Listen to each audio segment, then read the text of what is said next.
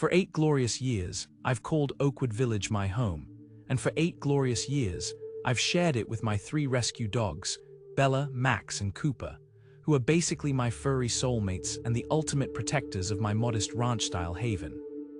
Seriously, if you haven't had the pleasure of being greeted by an overzealous golden retriever wagging his tail like it's his job, well, you've just not lived. My yard, a cozy little quarter-acre slice of paradise, is fenced in with the kind of security that would make Fort Knox jealous, perfect for letting my pups frolic unbothered by any outside influence, including squirrel conspiracies and mailmen who dare approach. The peaceful ambience of Oakwood Village is as picturesque as a Hallmark movie. Fresh-cut lawns are like carpets of green velvet, and each pastel-painted house seems to smile at the next as they stand shoulder to shoulder. Evening walks around the community pond. Oh, don't mind if I do. It's a regular Disney movie waiting to happen, with neighbors often stopping to adore and adulate my impeccably behaved canines. Max struts with a dignified swagger, Bella greets every passerby with a wide grin, and Cooper is, well, he's there, the loyal sidekick whose personal mission in life is to roam and sniff all the smells. But then, last spring, the clouds rolled in. Enter Karen Williamson, a woman who treats the phrase community improvement like it's a personal manifesto. Elected to the Homeowners Association board with far too much enthusiasm for my sanity, Karen marched into our tranquil neighborhood like she owned the place, ready to enforce her version of Renaissance with a paintbrush of passive-aggressive self-importance. Ladies and gentlemen, she began during one of those delightfully unbearable HOA meetings where coffee is consumed with the same fervor as passive aggression is served. It's time for a change. Oakwood Village deserves better. You could practically feel the eye roll ripple through the crowd, and quite frankly, I was pretty sure I could hear my dogs collectively snort in agreement. Since when did a bubble of joy and happiness need a big stick waved at it? It's not like our neighborhood was a contestant on a reality show where survival of the fittest meant prettier hedges and more uniform mailboxes. As Karen laid out her vision, which sounded disturbingly similar to a middle school principal's idea of a dress code, she casually mentioned how our sidewalks would now need to be compliant with a new color scheme, because who knew asphalt could be so flammable with creativity, and how we were getting booted out of the outdoor dog-friendly picnic area near the pond. Bye-bye to that doggy oasis. Now, let's not get defensive here, she said sweetly, her lips curling in that too-wide smile that should really come with an advisory warning. It's all for the betterment of our lovely community. Well, as Karen drilled her improvements into my head, all I could focus on was fighting the urge to jump on the table, channel my inner dog and fiercely bark at her, because let's be honest, Karen needed a quick lesson on what better really looked like, and it definitely wasn't her vision of concrete perfection. But before I could conjure up a suitable response, preferably while flipping the table, my phone buzzed from my pocket, specifically alerting me that Bella had decided it was the perfect time to chew through my favorite pair of sandals. I had to choose between confronting Karen or saving my footwear. The struggle was real. Who knew that after 8 blissful years, my piece was about to get an HOA-sized reality check? I suppose when you live in a sunny neighborhood filled with pastel-painted homes and freshly cut lawns, you could be lulled into thinking all is well in suburban paradise. That is until you encounter the prickly rosebush that is Karen, our brand new community standards director. There I was, innocently enjoying a sunny afternoon walk with my 3 dogs, who were excitedly dragging me down the path like I was a chubby sled. They were all wagging tails and tongue-lolling joy, completely oblivious to the storm brewing just ahead in the form of a hot pink cardigan, and what I can only assume was a hair salon's worth of product in Karen's immaculately styled bob. As she approached, clipboard in hand like a law enforcement officer ready to hand out tickets in a school zone, I felt a twinge of confusion. Had I unwittingly broken a rule? Did my dogs, in all their goofy enthusiasm, accidentally trample a sacred flower bed or defile a decorative gnome? Little did I know, I was about to be schooled in the fine art of neighborhood tyranny. "Excuse me," she began, her voice dripping with a smile that was somehow stiffer than her posture, but I need to inform you that having multiple pets is creating a nuisance in this neighborhood." My dogs, caught off guard, barked an incredulous "what?" into the air. I squinted at Karen, half expecting hidden cameras to reveal this as an elaborate prank. "A nuisance," I clarified, trying to suppress a laugh. I scolded myself for not initially seeing her overinflated sense of importance. "Yes," she continued, her pointy little finger suddenly waving at the yellow paper she had handed me. "This is a courtesy notice about our two-dog maximum policy." My eyebrow shot up like it had been rocket-fueled. First, there was no such guideline prominently displayed in our HOA manual. And second, I somehow wasn't convinced that Karen was the rightful police of our pet population. Excuse me, but as far as I know, there's no such rule in our HOA guidelines," I replied, keeping my voice as calm as possible, blending bemusement and annoyance in a cocktail of composure. Well, if I had accused her of getting her roots done too late, she could not have looked redder. "Well, it should be a rule," she declared, puffing out her chest like a proud turkey. "And as the new community standards director, I'll make sure it becomes one." My mind started racing through wild scenarios, firing custard-filled pastries at community meetings or holding an unlicensed pet pageant where I could showcase my magnificent beasts. "Expect consequences if you don't rehome at least one animal," she added dramatically before pivoting like a runway model and stomping away. I swore she even pulled the air behind her like a drama queen wrapped in pastel. "Well, that was fun," I muttered to my bewildered dogs, who likely understood it was just another day in the inexplicably convoluted world of HOA politics. Little did I know my battle with Karen had just begun, and it wouldn't end with her in a fashionable defeat. Why didn't I just adopt another dog instead? Life on Maple Lane was supposed to be serene and uneventful. Picture this.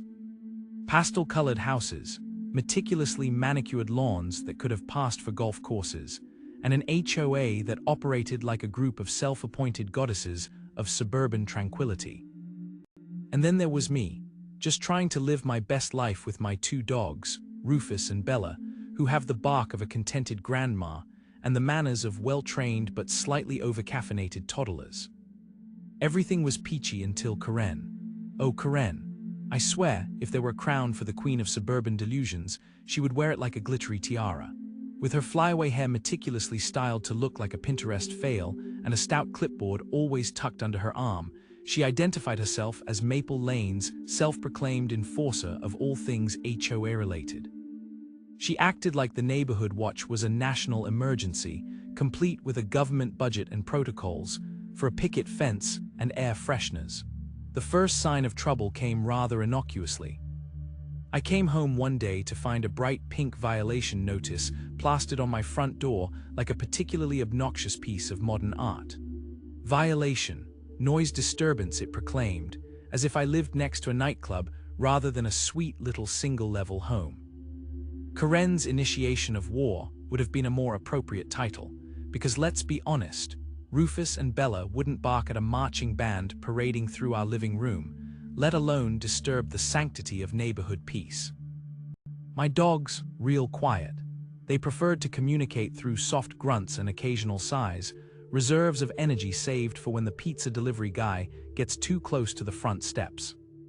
I dashed to the window and sure enough, there stood Karen on the sidewalk, her camera clicking away, documenting evidence that my yard was a veritable landfill of pet waste. I surveyed the yard, which to casual observers looked as though Disney had designed it as a fairy tale.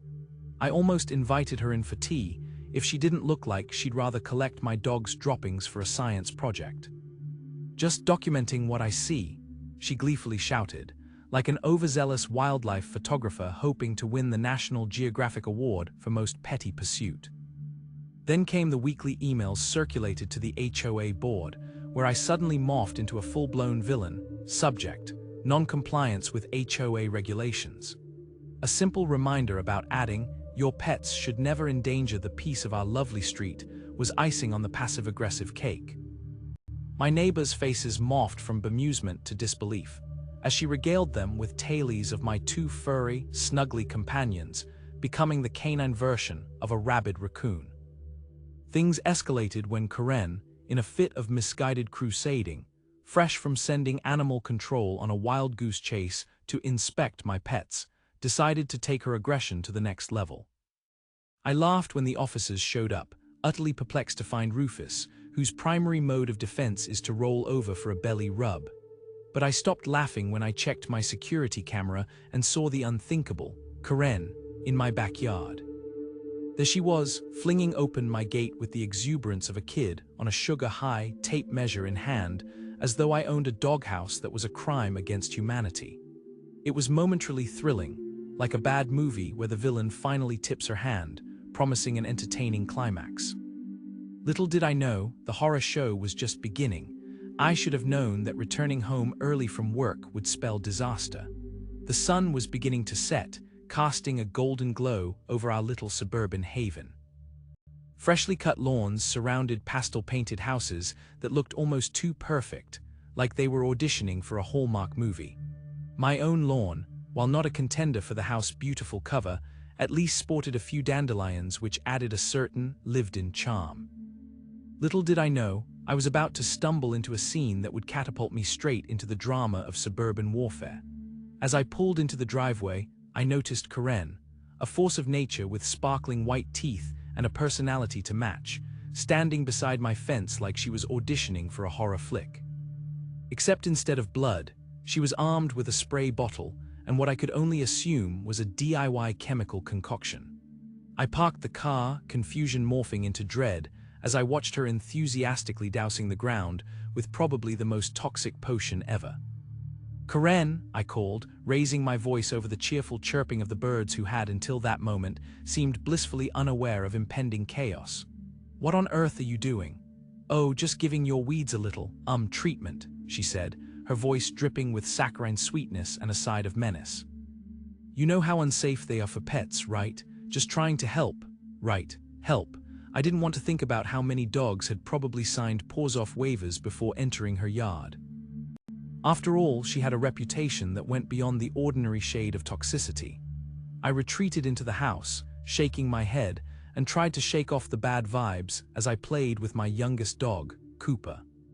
He was a wiggly little ball of fur, with droopy ears and a tail that was basically a propeller for joy. But the joy quickly turned to terror. Later that evening, after an exuberant round of fetch that had me wondering if my arm would ever feel normal again, I noticed Cooper lagging behind, his belly making the sort of noises that can only be described as devastating. Not even a minute later, he was sick, like, "Please take me to the ER, sick." I was a frantic mess as I rushed him to the emergency vet. All the while, an R-rated version of my life flashed before my eyes. What had he eaten? Had he gotten into something he shouldn't? When I plopped down $800, a sum that felt like I was paying a ransom for a tiny hostage, I learned that Cooper had likely ingested some sort of lawn chemical, and that's when the pieces started to fall into place. I returned home, my mind racing, as I reviewed the security footage of Karen springing into action just hours before Cooper's major meltdown.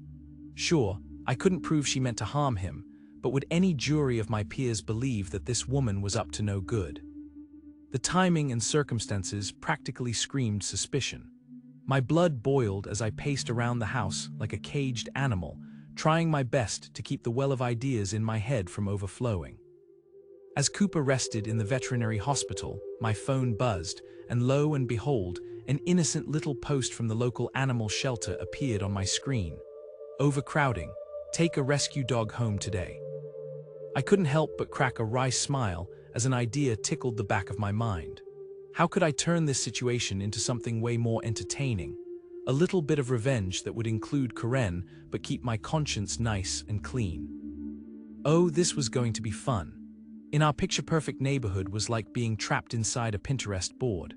Houses painted in pastel hues, manicured lawns that made you want to roll around in them, and an HOA that hovered over everything like a hawk. Picture my neighbors sipping overpriced coffee at the monthly HOA meetings, polite frowns etched on their faces as they discussed the dangers of lawn gnomes and the proper shade of beige for the community fence. Enter Karen. Or as I like to call her, the HOA overlord with a penchant for throwing passive-aggressive shade and harassing anyone whose lawn dared to stray half an inch from perfect. From the moment she mastered the art of wielding the community bylaws like a weapon, it was clear she relished in her self-appointed role of the enforcer. I mean, who else singles out the newlywed couple for their slightly unkempt flower beds? It's almost impressive how someone could find so much joy in nitpicking. But enough about her. It's time for the protagonist of this story, me. My patience with Karen tanked when she swooped down on me one sunny Saturday. I was mindlessly sipping a delightful iced coffee while pruning my roses when she glided up, arms crossed and clad in her signature sun hat that screamed, "I'm too important to wear casual decorative hats." "Excuse me," she announced, her tone dripping with the sweetness of poison. "I noticed some weeds poking through your garden. Do you need a reminder about the HOA gardening standards?" "Keep it cool," I told myself, a mantra I repeated like a Zen monk. But there was that flame of annoyance getting a little too close to the gas canister of my temper. "I appreciate your concern, Karen. It's very thoughtful, really. But my garden and my sanity will remain unscathed, thank you." Of course, that wasn't the end. Anyone who dared step out of line risked her wrath. The woman was relentless. This wasn't just about the weeds, it was a full-blown battle, and Karen was equipped like the proverbial Jehovah's Witness armed with a stack of pamphlets. And that's when the gears in my brain started turning. The grand scheme of revenge drifted into my mind like a quiet whisper promising justice. What if I used her own playbook against her? It was poetic, really, like slapping someone with a dictionary on the irony section at a literature fest. Digging out my laptop, I did some research on the local animal shelter. It turned out they offered gift adoptions, basically a you pay for someone to adopt a pet kind of deal. Evil Genius theme music starts playing in my head. I whipped up a crisp design on Canva that looked almost indistinguishable from our HOA letterhead. Can you say faux bureaucracy? Because I nailed it. I branded it Community Pet Advocacy, an initiative that would purportedly leverage Karen's obsession with rule following for a cause that would create chaos in her world. The tagline was pure gold. Karen truly cares about our four-legged friends and insists that they must be treated with loving homes. Now, all I needed was the foundation of my revenge, a collection of her wrongdoings. I pennied timestamps and gathered photographic evidence of her petty reign of terror, all while neighbors willingly lent their voices to my quest. "Oh, have you heard what she did to the Smiths?" Outrageous. As I sat back in my chair and sipped on my coffee, I chuckled to myself. The stage was set for a dramatic encounter that would turn Karen's crusade into an embarrassing mess. Who knew the keys to my serenity lay in the paws of some shelter animals? The irony was simply irresistible. Morning arrived like a scene from a Hallmark movie, bright, fresh, and with the sort of idyllic charm that would make anyone suddenly feel the urge to adopt wholesome hobbies and volunteer. I pulled into the parking lot of the local animal shelter, my excitement mingling strangely with a hint of dread. The sun was shining on the freshly cut grass of the shelter lawn, and I could hear the faint, delightful cacophony of barking as I stepped out of my car. Little did they know, I was here not just to look cute strutting my stuff in my workplace best, but to deliver a tempest of adorable chaos directly to Karen Williamson's doorstep. With a deep breath, I plastered on a smile that could probably win an Oscar for best performance in a role stripped of common sense, and waltzed inside. The smell of dog food and warm, wet fur filled the air, but I was determined to mask any signs of fear under an avalanche of bravado. Clutching the brightly colored HOA letterhead as if it were a golden ticket to Willy Wonka's kennel, I approached the desk. "Good morning," I chirped, trying to drown out the slightly neurotic barking from what sounded like a dozen hyperactive dogs who just chugged 5 energy drinks. "I'm here as Mrs. Karen Williamson's executive assistant. She's sponsoring the adoption fees for 10 difficult-to-place dogs today." I threw in a little smile for good measure, because who could resist a smile, much less one from a supposed executive assistant? "Oh, that's amazing," exclaimed a staff member whose name tag read Jessica. She had kind eyes and an expression that screamed a mix of hope and perpetual exhaustion. "We have some of the loveliest dogs here, but they can be a handful." "Perfect," I beamed, picturing how absolutely madness-inducing my selections would be for Karen. I mean, who doesn't want to tumble into a life of loud howling hounds and needy, yappy terriers? That sounded like the sort of pressure cooker adventure one only read about in those cliché, buckle up your seatbelt emails. I have my list right here.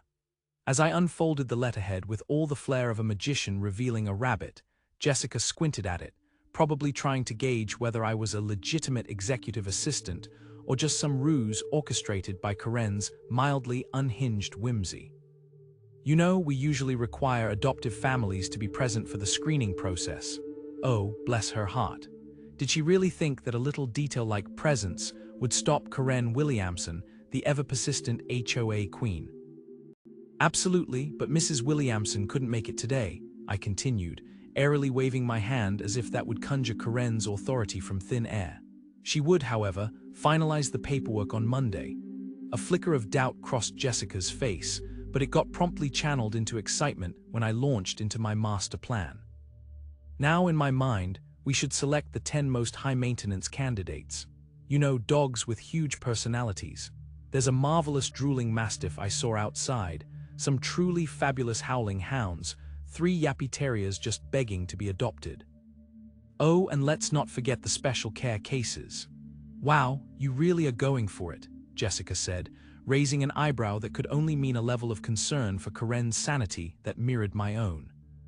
But there was something almost gleeful about her tone, and I watched as she grabbed her camera with the delight of a child in a candy store, snapping shots of our soon-to-be canine superstars while calling over her colleagues.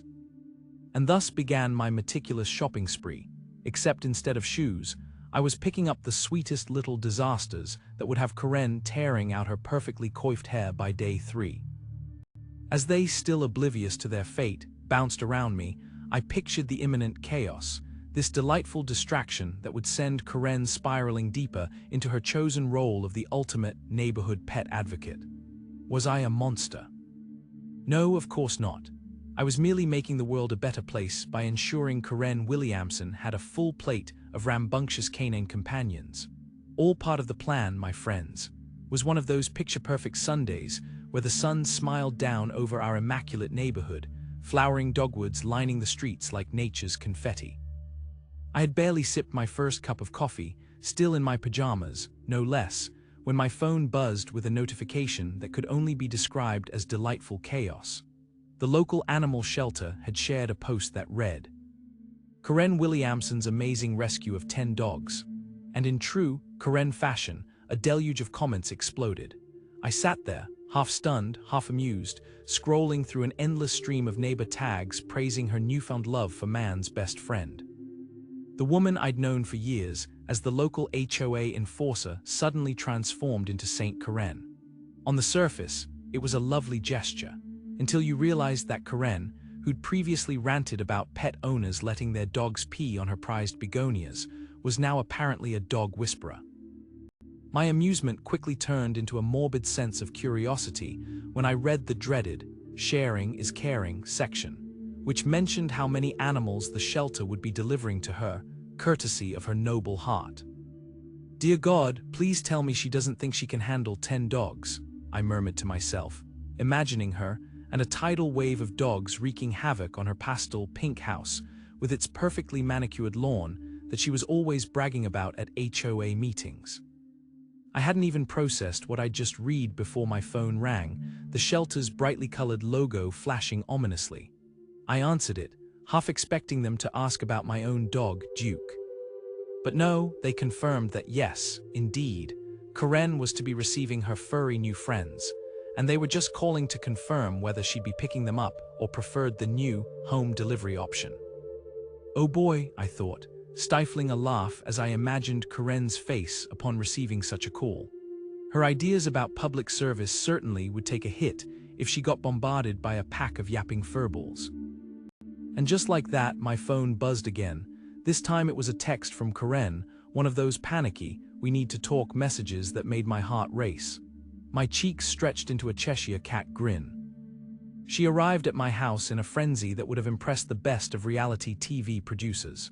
You're behind this, she shrieked, stepping onto my porch as if it was a battlefield and she was fully armed. Her hair danced maniacally in the wind, giving her an added air of chaos. Excuse me. I feigned innocence while trying to hide my amusement behind a sip of lukewarm coffee. Her fury unleashed like a 1 a.m. infomercial for stress balls. You think it's funny to ruin my life? I have a reputation as the HOA board member, and I'll be damned if I allow you. Legal action. You've been watching too many courtroom dramas, I interrupted her, still casually leaning against my doorframe. But why don't we take this inside? I've got some interesting documentation I'd love to share. As I motioned for her to come in, I could feel my heart racing, knowing I was about to unveil a treasure trove of evidence that could bury her HOA dreams faster than she could find a dog-proof fence. There she stood, deflating before my eyes, her face morphing from rage to the color of a ripe tomato. There was something sweetly adorable about it. What kind of documentation? She stammered, her bravado cracking like the eggshells in her beloved frittatas. Oh, just a little bit of evidence regarding your community service approaches, I smiled sweetly, daring her to challenge me. The irony dripped sweeter than the freshly squeezed orange juice resting on my kitchen counter. If there was one thing I knew, it was that Karen was about to have an existential crisis of epic proportions. I first moved into Maplewood Heights. I was naive enough to believe it was the perfect place for me and my two fur babies, Cooper and Bella. The pastel-painted houses, the freshly cut lawns, and the smell of blooming azaleas created a picturesque suburban paradise, just like those delightful Pinterest boards promised. Plus, who could resist living in a community that had an active HOA? Eye roll. But of course, every fairy tale has its villain, and mine came in the form of a woman named Karen. You know the type, glances sharp enough to slice through the latest neighborhood gossip, and a "let me speak to your manager" haircut. Karen had appointed herself head of the HOA's pet regulations, and she had a vendetta against anything resembling joy, including my well-behaved dogs. Bella was a floppy golden retriever with an absurdly happy demeanor, and Cooper, a scruffy terrier with a heart of gold and a few too many chew toys. It all started harmlessly enough, with Karen popping up during my evening walks, a forced smile stretching across her face like a plastic mask, replacing actual delight. "Oh dear, do we really need so many pets around here?" she'd inquire, her voice dripping with faux politeness that made me taste bile. "You know some people have allergies." I took a deep breath, pretending to be unbothered. "Nope, they're all hypoallergenic. Not that you'd know, considering your personality." But of course, she'd never heard that part because I said it exactly as my brain played the world's most satisfying replay of my finest comeback. Karen started sending me passive-aggressive letters through the HOA, citing increased pet noise and potential property value degradation. Like, "Excuse me, my dogs are practically napping from 5 p.m. to 9 a.m. I was determined to not let her intimidation get to me. I busily researched and created a plan. I mean, if Karen wanted a dog war, she was about to be bombarded by a treasure trove of wiggly tails and barky breakfast serenades. Little did she know, the shelter hosted adoption drives every month. I discreetly signed Karen up to manage a mass adoption event. It was glorious, a double-edged sword dipped in dog slobber. Fast forward to the big event, and boy, was she furious when the adoption papers landed in her lap, like a hot potato complete with squirmy puppies. But then came the cherry on top. After the adoption fiasco, the shelter director, Alex, reached out to our HOA president, and I sat back with my popcorn as an emergency board meeting was called. The evening of the meeting was tense.